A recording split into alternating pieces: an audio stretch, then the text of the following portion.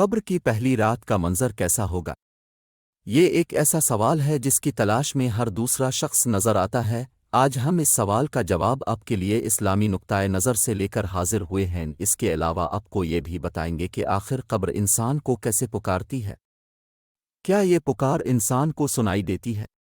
قبر کی پکار حضرت ابو سعید خدر سے روایت ہے کہ سرور کائنات صلی اللہ علیہ وسلم نے فرمایا، لوگوں لذتوں کو ختم کرنے والی موت کو کثرت سے یاد کیا کرو۔ قبر ہر دن اپنے مردوں سے خطاب کرتے ہوئے اعلان کرتی ہے، میں غربت اور تنہائی کا گھر ہوں، مٹی اور کیڑوں کا گھر ہوں۔ جب مومن کو دفن کیا جاتا ہے تو قبر اسے مرحبا کہتے ہوئے خوشخبری سناتی ہے کہ میری پشت پر چلنے والوں میں تو بڑا محبوب تھا، آج میں تیری ہو گئی اور تو میری طرف آ گیا، تو اب میرے احسان کو دیکھ لے گا۔ یہ کہہ کر قبر تا حد نگاہ کشادہ ہو جاتی ہے اور جنت کا دروازہ اس کے لیے کھول دیا جاتا ہے، جہاں سے اس کو جنت کی تازہ ہوا آتی ہے۔ حضرت ابو ہریرہ رضی اللہ تعالیٰ عنہ کا بیان ہے کہ رسول اللہ صلی اللہ علیہ وسلم ایک جنازے میں شریک ہوئے، پھر فرمایا میں بھی اب صلی اللہ علیہ وسلم کے ہمراہ تھا۔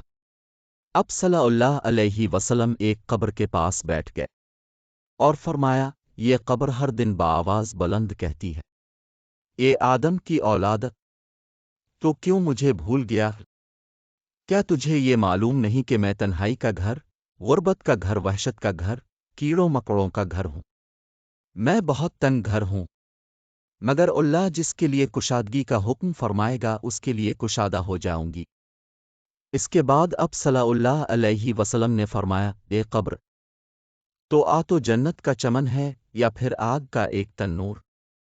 حضرت ابو حجاج رضی اللہ تعالیٰ عنہ سے روایت ہے کہ رحمت عالم صلی اللہ علیہ وسلم نے فرمایا، مردہ جب قبر میں رکھا جاتا ہے تو قبر اس کو کہتی ہے، اے ابن آدم، تو ہلاک ہوا، تجھے کس چیز نے مجھ سے دھوکے میں رکھا؟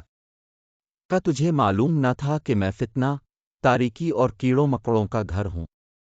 تجھے کس چیز نے مجھ سے بہکا کر نڈر کر دیا اور تو میری پشت پر خوب اکڑ کر چلتا تھا؟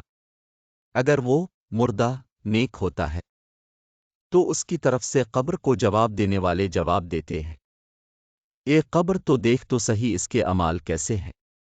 یہ اچھائی اختیار کرتا تھا اور برائی سے باز رہتا تھا۔ یہ سن کر قبر کہتی ہے، بے شک یہ نیک تھا، اب میں اس کے لیے سرسبز ہو جاتی ہوں۔ مردے کا جسم اس وقت منور ہو جاتا ہے اور اس کی روح اللہ تعالیٰ کی طرف بھیج دی جاتی ہے۔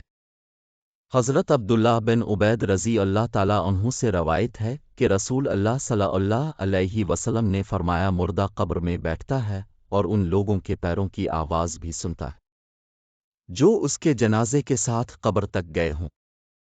مردے سے اس کی قبر کہتی ہے، اے ابن آدم، تیری ہلاکت ہو، تو نے میری تنگی، بدبو اور کیڑے مکڑوں کا خوف نہیں کیا، اس لیے تو نے ان چیزوں سے بچنے کے لیے تیاری نہ کی۔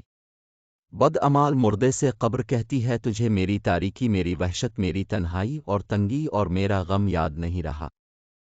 اس کے بعد قبر اس کو جکڑ دیتی ہے، جس کے بعد اس کی پسلیوں کی ہڈیاں ایک دوسرے میں پیوست ہو جاتی ہیں، جبکہ نیک بندے کے لیے قبر کشادہ کر دی جاتی ہے اور اس کے دائیں ایک کھڑکی کھول دی جاتی ہے، جہاں سے اس کو جنت کی ہوا آتی ہے۔